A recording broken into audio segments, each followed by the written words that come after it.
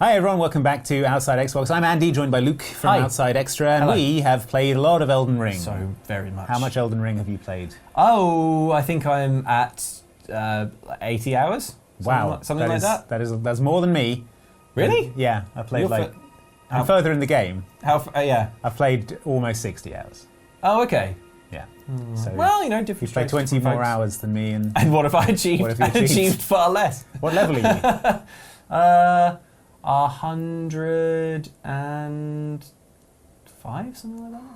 Wasn't it? It's lower than me. Oh. Just saying. Well, Anyway. I've taken a highly inefficient route through the game. If you're watching this video, then hopefully you are Maybe. also playing Elden Ring, because we're going to get into some spoilers here, but we want to Oh, talk yeah. about some of our kind of most impactful moments Yes. throughout the game. We've picked out 7 of them, because that's what we do here on these channels. And it was hard. This was hard to whittle down Yes. to 7, because, wow, a lot of memorable And moments. it's worth mentioning as well that neither of us have finished the main story yet, but Yes. we're getting close. So we're going to talk about some stuff from the first sort of 3/4 of the game. Yeah. So if you're at the same level or past that, we are going to be talking spoilers, so this is your warning now to turn off if you don't want spoilers, because otherwise spoilers are going to happen. And they're going to happen Here now. come the spoilers. Here they come. Here they are. Happening now. Kirby is the Elden Lord. Yeah.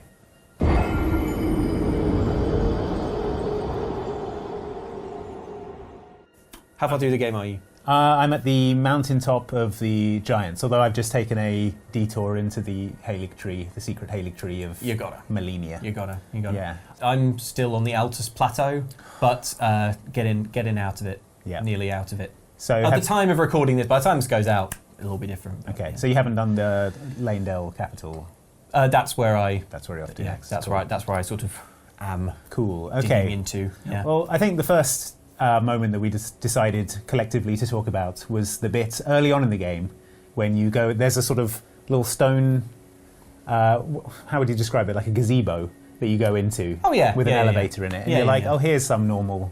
It's a little dungeon. Little dungeon. Yeah. Maybe there'll be a cave, and you descend into the Siofra River, Yeah. which is a little bit bigger than you were expecting, maybe.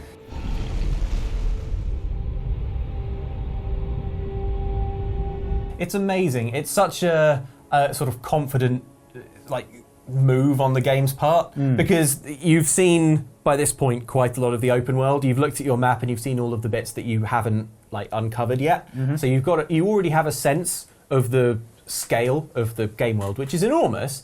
And then I was absolutely shocked to discover that there is maybe half of that again, but underground. And I thought, to be honest, maybe it was just the Siofra River. I was like, okay, cool, here's like a sort of one-off zone.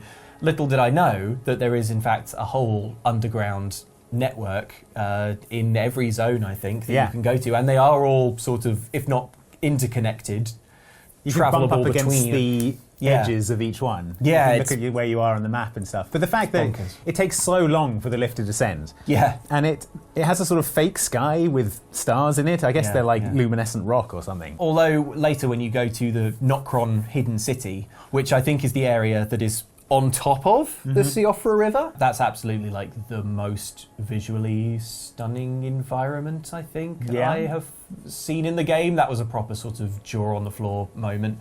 But just that lowering down and thinking, this lift is going to stop. It's going to stop any minute now, Any minute. right? No, and it Any just minute now. keeps going and keeps going and keeps going. It's in a gazebo that is unmarked, and that, probably if you talk to every NPC, someone will be like, oh yeah, I saw a weird gazebo. They probably Full wouldn't stop. put that much emotion into it. Yeah.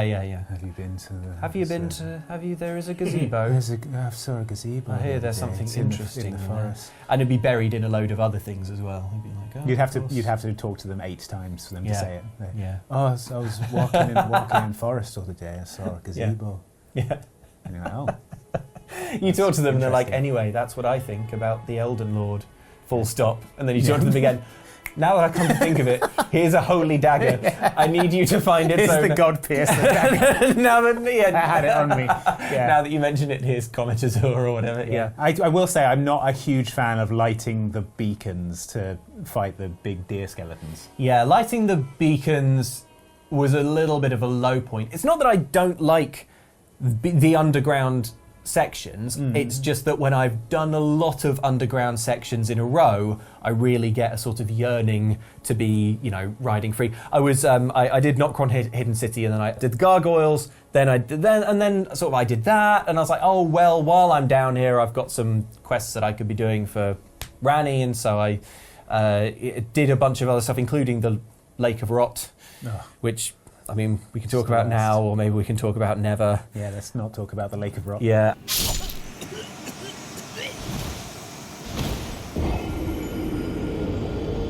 While I'm here, I should just keep pushing, but actually, I should have just teleported back up.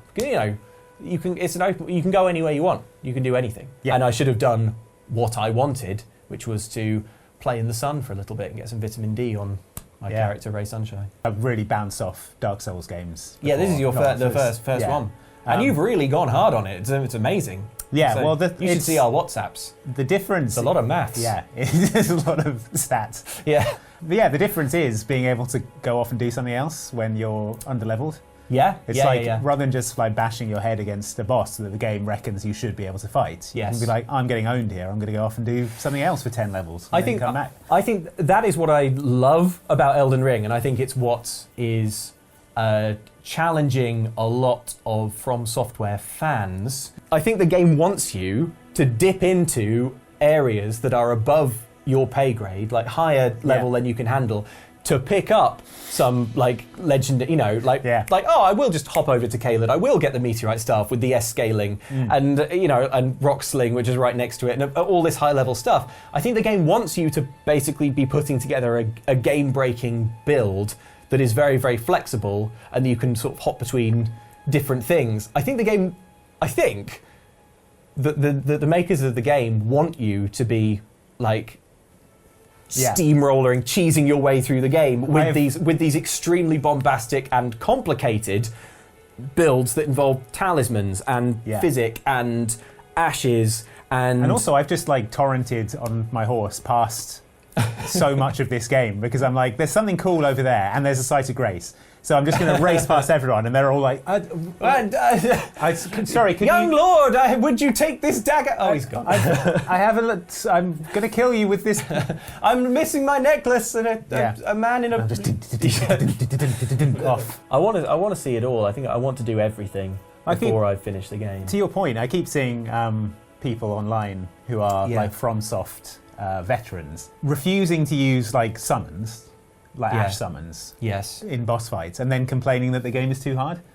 It's like you're not using the tools that the game is giving you. You're self-imposing this handicap on yourself and then complaining that it's hard. It's a different kind of game to the others because you can put together these wacky builds and there's very little stopping you. But what the game is putting that together. This game is so under my skin. I think about it all the time when I'm not playing it. When I go to sleep at night and I'm just lying there in bed, I make little checklists of what I want to do the next day. At the moment I'm like, I think it's probably time I switched out my current weapon. I think it's time to try Astel's wing. I think I probably need to give it a fair shake, so I'm going to need a couple more somber stones, 4, but I think I can pick them up here. And just putting together this little shopping list to all equip at once on my character. And then, and try it and be like, oh yes, now I can do this boss and it's perfectly doable. Considering it's got so much From Software, Dark Souls DNA in it, the fact that it's open world and you can pop off, get some late game stuff and put together that build, it completely changes the dynamic. But it's fun. It's fun to make those builds. So the game is good.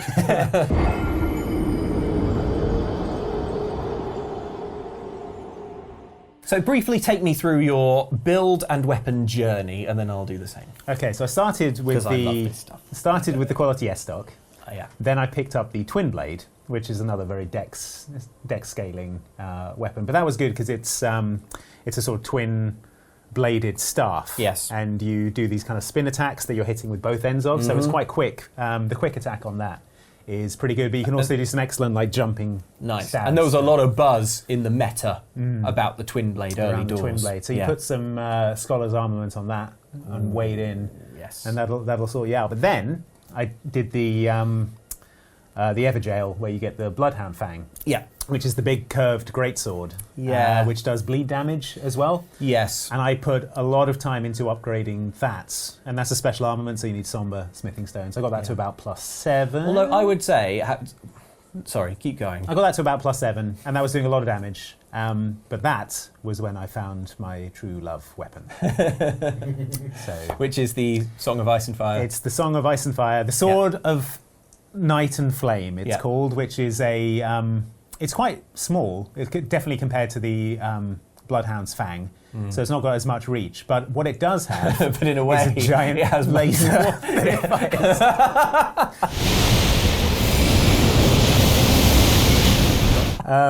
Yeah. So you lose like this much reach, but you do fire a laser. You do fire like an orbital destruction cannon that just melts bosses, and it is ludicrous. It just does bonkers damage. It does fire damage and magic damage as well as regular physical damage.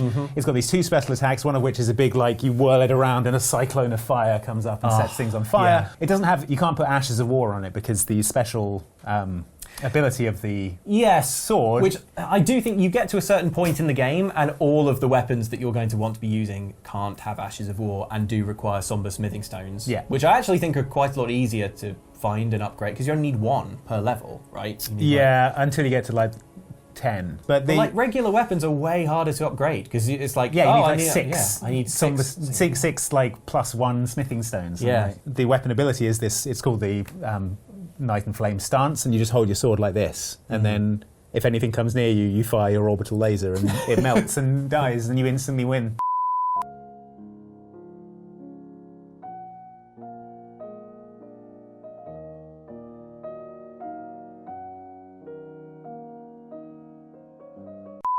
Okay, and you think that's your dreamy weapon? That's like. Well, I've got enough endurance now that I can, in my left hand, I can have a shield and a staff and a seal. Right. So I can just like, I can bring Toggle the shield up, between or I can fire off some, magic glint blades or whatever. And I've got some incantations like the one that cures all your status ailments and stuff. So that's useful to have on hand. Yes. But basically, I've got it. The setup is, I don't think, going to be tweaked from this point. Fair enough. I put all my somber smithing stones into the Sword of Night and Flame. Nice. As for me, it's a similar sort of situation. I went for the prisoner build because I wanted to do a thing that was like, I always play a strength build. I think like a kind of glass cannon kind of thing. I like to be very, very light and not have any armor on really, but to have an extremely heavy squashing weapon that kills most things in one. So I took the prisoner build and started like pumping everything into strength. But also I'd seen from the trailers that magic was so cool and wild in this game, and I didn't want to miss out on that. So that's where the intelligence comes in. But I was deeply unsatisfied with all of these until I found the Claymore, which is in Castle Morn. The Claymore is in all of the Souls games, not Bloodborne or Sekiro, and it's great in all of them. It's just a real workhorse, and it's so. I won't go into the reasons why the Claymore is variable because it's boring, but it's great and I really love it, and I was so thrilled to find it that I stuck with the Claymore for a long time, skewed it to strength, put Scholar's Armament on it, and that was really doing the business.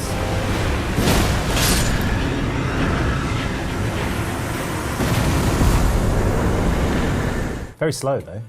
Yeah, it was quite slow, and actually so many of the... How do you fight something like the Red Wolf of Radahn with that? Well, here's how.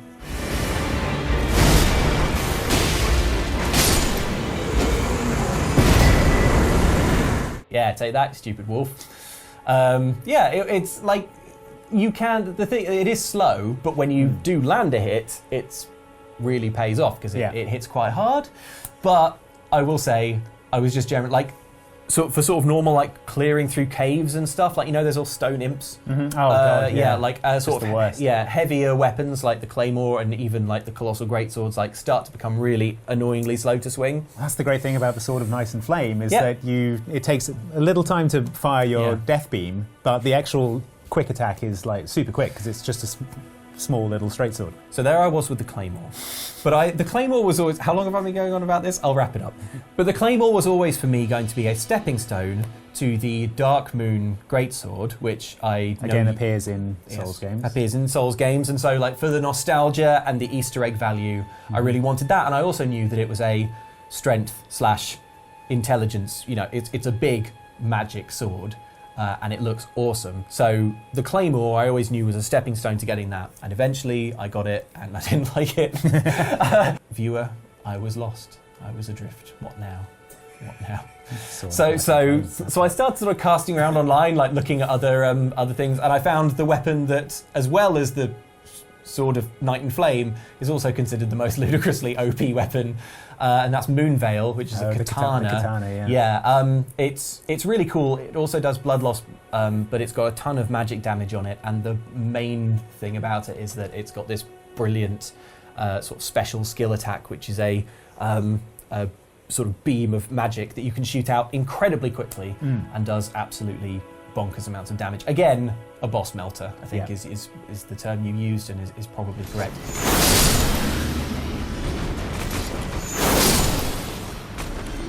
And I love Moonveil, I love using it, but I'll be honest, there's some stuff in my inventory that I'm like, I think if I level this up, I think I mentioned Astal's Wing. You know, the Astal Natural Born of the Void or whatever, that boss. From the Remembrance, you can get a flail, which is a dex magic thing called Bastard Stars. Which has a skill that like creates a cloud of gravity that explodes and just looks absolutely wild. So I feel like my journey isn't over.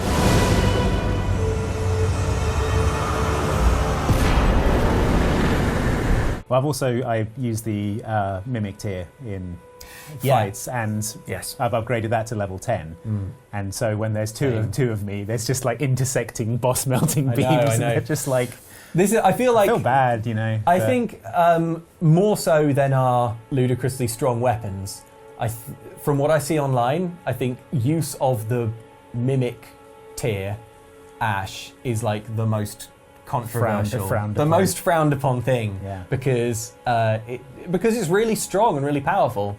But at the same time, it's hard to go into a boss fight knowing that I could, like, willingly surrendering an edge, because it doesn't, like, This could be a lot more frustrating and unpleasant. Yeah, exactly. Like you may think that it makes the game too easy, which is fine, but I don't think it makes the game easy. No.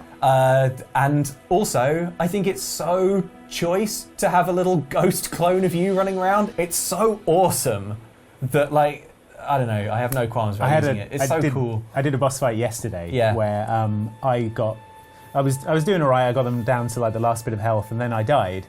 And then while I was sort of evaporating to ash, dissolving, the Mimic tier finished them off. All right, I got it. The Mimic tier finished them off. I got all the stuff for finishing, and then when I ran back up to the boss area, there was a slice of grace. I didn't have to do it again.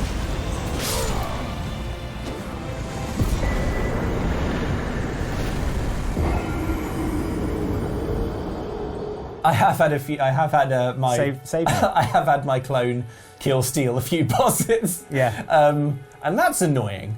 I think the clone should know who gets to deliver the coup de grace. Exactly. Which one of us is allowed to ride the horse, and which one of us is translucent? Okay. Exactly. So you go and stand over there while I. Go stand over there while I get the Oh, or like when you've got a critical on a boss, but the Mimic ruins it by hitting it too much instead. I'm like, ruin my crit. Come on.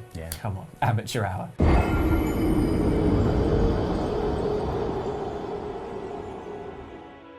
I don't know if this happened to you. Yes, it did. But I know what you're going to say, and yes, it did. Yeah, there's a bit, it happened to me when I was, there's the bit with the lift, the water lift thing. The big water wheel, and I sort of fell off that and landed in a little garden thing. And I was like, oh, this is interesting, I'll explore down here. Yeah. And then a huge sort of Iron Maiden came out of nowhere and like swallowed me and then killed me.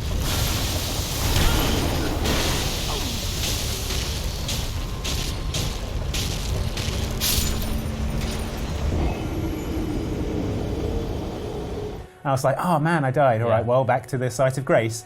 And then I got up in a lava prison. And I've been transported to an underground lava torture chamber full of Iron Maidens. which is so good and so unexpected. There's a bit in Bloodborne where if you get killed by a certain enemy, it will kidnap you and put you in jail, right. and you sort of wake up in jail, and it's kind of reminiscent of that, and that was similarly so unexpected and so surprising and so memorable. And this is even more so, I think, because you're going through the academy and you see this water wheel. I wanted to go to the bottom of the water wheel because I had met Patches in the Liurnia, and Patches was telling me all about this interesting maiden contraption thing that's at the bottom. Okay. However, like all the dialogue, it's quite vague and sort of unmemorable. So that they kidnap you, or that they're called abducted virgins. Yeah, all I had really clocked was, when I see a water wheel, I must go check out the bottom of it because and see what Patches is talking about. So I got down there, couldn't see it. I was like, well, I don't know what the secret is, but there is an enemy here, so I'll fight the enemy. Was easily killed by the enemy, abducted, and then woke up in the volcano, the Inquisition chamber or whatever it is, and I was like, this will be what Patches meant. Yeah. Brilliant. It's amazing. But then I was like, this sucks. Well, now I'll just open my menu and I'll teleport out to a site of grace. And it's like, nope. Got to activate a site of grace so we can get out. And I was like, no, but I was exploring Elden Hogwarts. I would say that is so much fun and so tense. I love the way the game will just randomly teleport you to a really high level area because full of lava and bats. Full of lava and bats and on fire slugs, because it means that you do get forced out of your comfort zone, and suddenly I'm in stealth and sneaking and peering around corners at enemies, which when you're normally playing the game and you're fighting things that are roughly on your level, I don't really bother with. So it is nice to, be humbled every now and again. And then it's super satisfying later on when you want to go to the volcano manor and you're like, well, I've already got a fast travel site there, and then you go back and suddenly you're a bit stronger and you just wreck everyone. And it's incredibly satisfying. Going back to areas that you noped out of and absolutely wrecking them. Killing the tree sentinel. Killing the tree sentinel.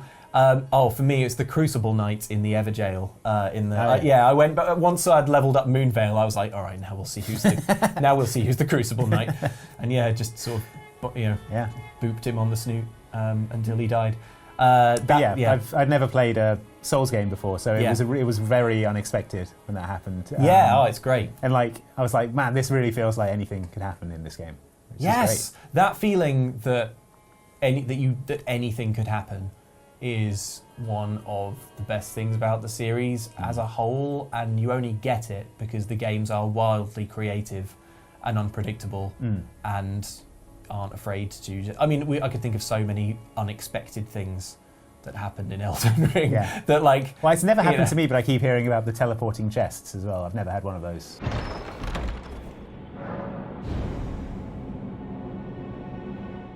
There's one in the Agil Lake. Right. That is really, really... It could genuinely be the first thing you go to and do, because there's some trash zombies hanging around who you can easily kill, and then there's a room with some rats, and you're like, well, it's rats. Yeah. And then it's treasure. It transports you to the Celia Crystal Tunnel in Caelid. in just a random room, and you can't get back. Yeah. Brilliant.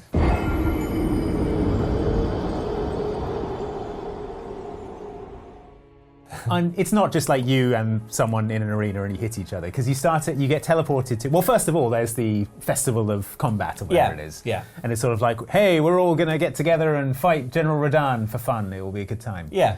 And you're like, that does sound fun. And then you go down and you enter the teleporter, and it teleports you to this sort of bleak desert in the middle of nowhere, and you instantly get lasered in the face by General Radahn. The first time I did the Radahn boss fight, the first time he one-shotted me easily. And then the second time I was like, okay, and I sort of rolled past his attacks, dodged it, got up close to him and fought him like a traditional Souls boss for a little bit, and then died. And then it wasn't, I can't remember who I was talking to, but someone mentioned the summons, and I was like, oh, you missed the summons. I missed the summon signs because they look a lot like messages, and I was focusing on the planet-sized laser firing thing over here. Tri-finger butthole. Yeah, exactly. I was like, I probably don't need to read that right now. So Once it clicked that that's what the fight is, that the idea is that you summon all these warriors on the battlefield, and actually your job is less to fight Radahn, although you can. You're expected to help, but you're not so much fighting Radahn as you are just like acting as a kind of riding around on your horse, marshalling the forces. Yeah.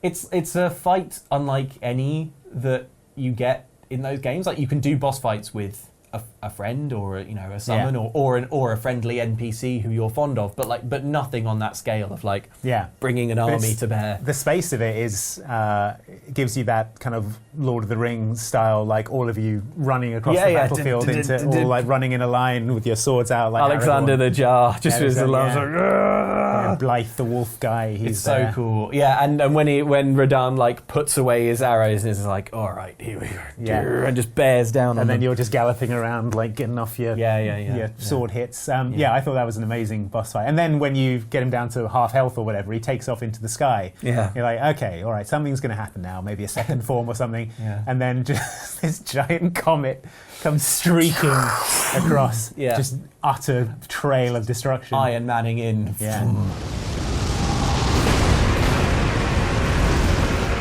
That moment where he like takes off is brilliant, because you're like, right, moment of calm, and I'm like, and in that time I'm like, okay, I need to apply the following buffs and potions in the following order, and I need to resummon everyone. So it's just a nice little break. Yeah.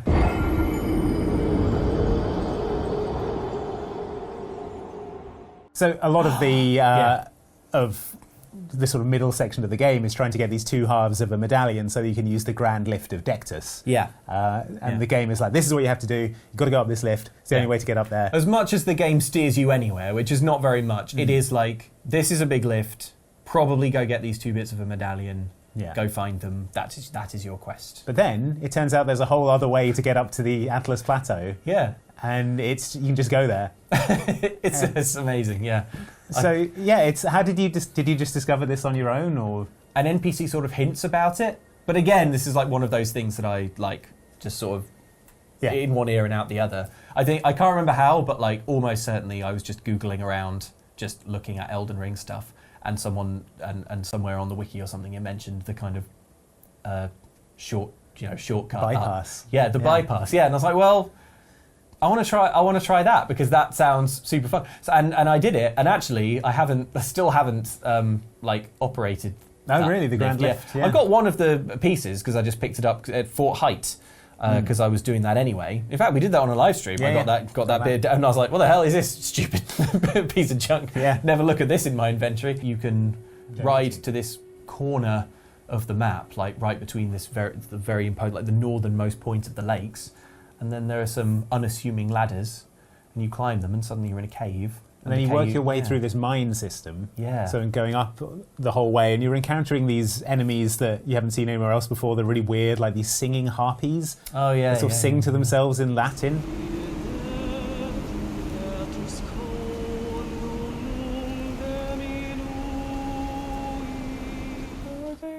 Yeah, it's creepy. And then you keep working your way up, and then there's initialize us, Dectus, lift us. Yeah. No need us, take us, path us. Take us, bypass. And then you fight a magma worm. Yeah, which is a brilliant fight. Yeah, and then you're up on the Atlas Plateau without having to get any of these stupid medallions. And it just was so surprising and cool to me, and another great example of how the game, it's very open, you can sort of explore to a large degree wherever you want, but I did not expect that you would be able to bypass something as massive, story central as like turning on and operating the grand lift of Dectus, and I was so thrilled and excited. It probably took longer and was harder, because if I'd have gone back to if I'd just gone and get the other half of the medallions, it wouldn't have been difficult or taken very long. You wouldn't have had to fight a magma worm. I wouldn't have had to fight a magma worm, but it's so memorable, and it's a brilliant climb as well. Like you're kind of scaling the side of this cliff face. There's all this architecture built into the mountains. There are items you can find and And I think at one point there's like octopuses up there Yeah. on a like a little bit of masonry, and you're like, how the hell did you get up here? Yeah. Octopuses. Elden Ring is so full of really visually striking and unique moments that are completely missable. Yeah. It's like you're in an optional area, branching off of an optional area, branching off of another optional area, and you're like, I might just poke my nose around this corner, and there's something that you can't see anywhere else in the game, Yeah. and an NPC who gives you a vital, like something required for an ending, and it's and it means you just have to explore and you just have to poke your nose around because you can just trust that there will be something good and weird. When I got up to the top of that lift and out into, it takes you out into a sort of field where you can see the capital, Lanedale. But as I was riding up there, I was like, "Oh, this is cool. I've not been to this place." And then an enormous dragon flew down out of nowhere, and I was like, "Yeah."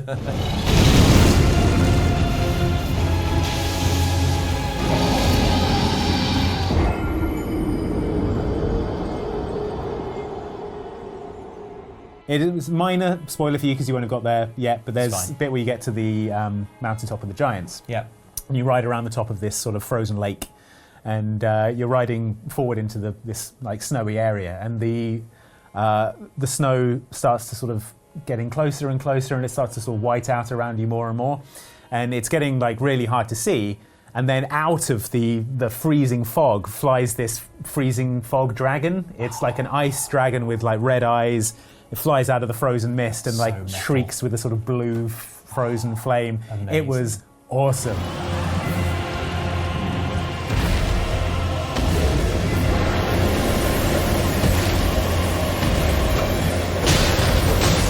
And I got killed almost immediately. Almost immediately, yeah, you're so awed. happy. Yeah. Yeah, pretty much every dragon introduction, like the Agil in the lake when it just comes down and wrecks everyone. Dragon introductions just generally are my favourite. I think I'm worried that this will sound like a sort of basic or obvious choice, but like it is just undoubtedly my favourite cutscene so far in the game, and it's the boss fight against Godrick the Grafted. Mighty dragon, thou the true born heir. Right. My least favourite boss, by the way. It took me forever. Well, Godrick the Grafted is an interesting one because I did the Godrick fight, found it very, very, very difficult, but sort of eventually, like, brute force plus memorization of attacks plus huge amount of luck this one time. Plus that lady summon. Oh yeah, Nefeli, yeah. She's so cool. Yeah. Nefeli. I think also she's maybe my favourite named FromSoft NPC ever. Nefeli Lu. It's so cool. Yeah. And it's spelled so brilliantly. So I got there in the end, but I was still playing it like a sort of linear Souls game. I started playing the game a short time before its release. When other people started playing Elden Ring, like when you did and a few other people who were WhatsApping me a lot in those early days, I was like, actually, don't do this. Definitely don't do this at all. Like, go anywhere but here and do other stuff because I wish I had and I wish I'd done it differently. But the Godrick boss fight, it might be very hard if you do it too early, but it is so cool and so memorable. And the introduction is brilliant because it's the dialogue from the trailer. And I command thee kneel. I come a lowly tarnished, playing as a lord. Yeah. I command thee kneel. Lowly tarnished, playing as a lord. I command thee kneel. I died so many times in that boss fight that I had the thou art unfit even to graft. Yeah. Lowly tarnished, thou art unfit even to graft. The boss introduction is brilliant, where he's sort of stroking the dragon corpse. Yeah. And you're like, I know that dragon's coming to life. There's no way this dragon is going to be uninvolved. You probably in didn't this guess boss that fight. he would cut his own arm off and then shove his stump up the dragon neck. Yeah, and pull use off the dragon's head, and then the dragon's head would sort of be sentient by itself. Yeah. Sort of. And that he would go, "Ah!" in the middle of the fight.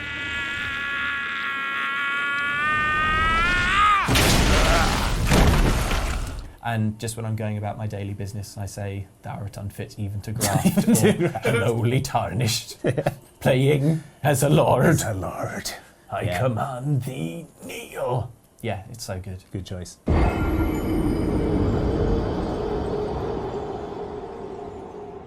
We've both played a lot of this game, and you'll say, "Oh, have you met this guy?" And I'll be like, "Nope, never ever heard or seen that person in a million years." And then I think, I always think, "Oh, you didn't meet them?" And then I remember why I've met them, and it's because I did like 10 other weird steps that are not obvious, and that actually, like, because I'm trying to be comprehensive and trying to get a lot of footage of the key moments of the game, I am like on the wikis looking at how do I move an NPC from one place to another, how do I manage their sort of intersecting storylines so that no one dies too early. But this rubs you a little the wrong way, right? Well, I as I said, I haven't played any From Software games, and the thing where you have to just keep talking to people, and they'll be like, "Well, thanks for the conversation. It's over now." And you're like, "Cool." Full stop. And then they're like, "Hast thou ever been to this magic cave? 'Tis full of wonders, it is." Yeah. Like, that reminds me, here's how to end the game the bad way. That took some getting used to, but also and the game should tell you. I don't know how they would find an elegant way of saying exhaust the dialogue, like keep talking to them. Yeah. But there is no other like big video game series that does this, and you are really, really, really missing out if you play Elden Ring not knowing that. So like it should tell you. It should tell you. I like the mystery and stuff is fun, but like there's plenty of mystery, and it should tell you exhaust the dialogue. But it's like we've both done Ranni's quest line, the whole quest line. Yeah. And there were whole bits of it that I was unaware of. I still did the whole thing and finished it. Got all the rewards and stuff. Yeah. But it's like there was a whole bit with the wolf guy, Blythe. Yeah. Which I guess is a Welsh pronunciation. It's got double D. I guess so, yeah. Everyone's got Welsh accents. Yeah. Which is lovely. There was apparently a whole bit where he went to prison that I wasn't aware of. There's a character called Ranni who's a cool witch. She has a few other NPCs who are kind of in service to her and like her brave companions. One of them is a blacksmith called E.G. Another is a cool man dressed as a wolf called Blythe. As you follow their quest, you meet up with all these characters several times and help them out. Or not. Go fetch stuff for them. Or not. And there comes a point where basically like Blythe becomes a bit too much, like capital T, capital M. Like he sort of becomes, I don't know, just sort of weirdly obsessed a bit with Ranni, I think is the implication. And so E.G. the blacksmith locks him in a jail. But you wouldn't know that this has happened unless you go back to a location that you have definitely already cleared and completed, because you have to clear and complete it to move Blythe's plot line along anyway. But if you go back to this jail and stand right in the centre of it, there is a talk option, and if you talk, Blythe, who you can't see because he's in the jail, so it's like the floor is just speaking. It's like, can't believe E.G. locked me in here. Oh, it's you. It's me, Blythe. Old E.G. trapped me here. Told me I'd bring no but bail to Lady Ranni. Then you go talk to E.G. and he's like, I really misjudged Blythe. But if you don't do that, when you talk to him in the jail, everyone's suddenly talking about Blythe turning evil. This has been the most confusing thing for me in all of Elden Ring. I first met Blythe was at the Festival of Champions before Radahn. And he's like, "Hello, I'm Blythe, we're going to fight together." And then you fight Radahn and he's like, "Oh, what a fight that was. Anyway, check out that meteor." Yeah. And you're like, "Cool." Then next later time you find him, he's gone evil. Well, then I did all of Ranni's quest, and I went back to Ranni's Rise, and he was like, and attacked me. I was like, "What the hell?" Fought him, man. I randomly spoke to E.G. the blacksmith, and he was like, "Man, can't believe Blythe got out of prison." And I was like, "What? He was what?" And then, next time I came back to E.G., he burst into flames and exploded and was all on fire and dead. I don't understand. I think I did everything you can do on this quest line and read everything and tried to pay attention. And I'm not exactly clear. I think E.G.'s just like, it's my time. He says like, "I'll be joining Blythe soon enough, and I only hope he will accept my forgiveness." And I think that's the clue that he's about to explode. I think the way that you are experiencing it is absolutely, I think, how most people experience it. Like when I Yeah. played other Dark Souls games, I will just be walking along and I'll find the corpse of someone who I recognize, and you can pick up all of their armor, and I'm like, why are they dead here? Yeah, there was probably a quest. Yeah. The first time I played Dark Souls, Knight Solaire, who everyone loves, Praise the Sun, I just went into an area and he had an insect stuck to his face and attacked me, and I was forced to kill him. I'm not trying to make excuses for it, but I am trying to say that you didn't do it wrong. I don't think that's just how it is. The only NPC quest I seem to keep coming across is the guy from the Round Table Hold who has like a wagon wheel around his neck. Yeah. He's like a monk or something. Yeah. It's like him and this naked weirdo called Goldmask who wears a big like sunflower Just T-posing. on his face, Yeah. T-posing. And like it's the two of them sort of going around like trying to solve the mysteries of the world. Yeah. While Goldmask does nothing but like point at the tree, and the other guy's like, "Oh my god, that's amazing." Yeah, and that's your war. That's my exciting quest that I'm going on. All right, sidebar before we finish here. Yeah. There are too many names, and they're all too similar in Elden Ring. Go on. So, he's criticising Elden Ring. Okay, so the first time Let me change my body language to be very closed. The first time you meet the witch, she's like, "Hello, I'm Renna," and then you meet her later, and she's like, "That's right, Ranni." I'm Ranni from Renna's Rise. Ranni from earlier. You remember? Ranni. Ranni. I'm Ranni from Renna's Rise. Yeah, I'm Renna from Ranni's Rise. Yeah, not to be confused with Renala, the other powerful witch. Who is also a witch. And then you're like, okay. And then you've got Godfrey and Godrick. And sure. Then there's Renala, Ranni, Rennie, Radahn. And then again, if you don't mind a slight spoiler for something you haven't got to yet. That's fine. You initially fight Margit, the Fell Omen. Oh yeah. And then later in the game, after Lanedale, you fight him again, only he's called Morgott. Maybe that's a typo. I don't know if it is. I'm not sure if it's supposed to be the same guy. He looks exactly the same. He fights exactly the same. He's stronger. Yeah. But he's like, "'Tis I, Morgott," and I'm like, wasn't it Margit? And he's like, No. What? No. It's always Morgott. Radahn. Nice voices. Radahn. Yeah. Roderick. Radagast the Brown. Have it writ upon thy meager grave. So those were just 7 of the things that we need to talk about Elden Ring. We could keep going, but we'd be here for hours. We could keep going, and this video is already going to be a long old edit for you, isn't it, Andy? Yeah, it is. Yeah. But let us know in the comments what you've enjoyed, what you've done, the weirdest things you've seen, the worst NPCs that you hate, your favourite boss fights, all that stuff. Let us know in the comments below.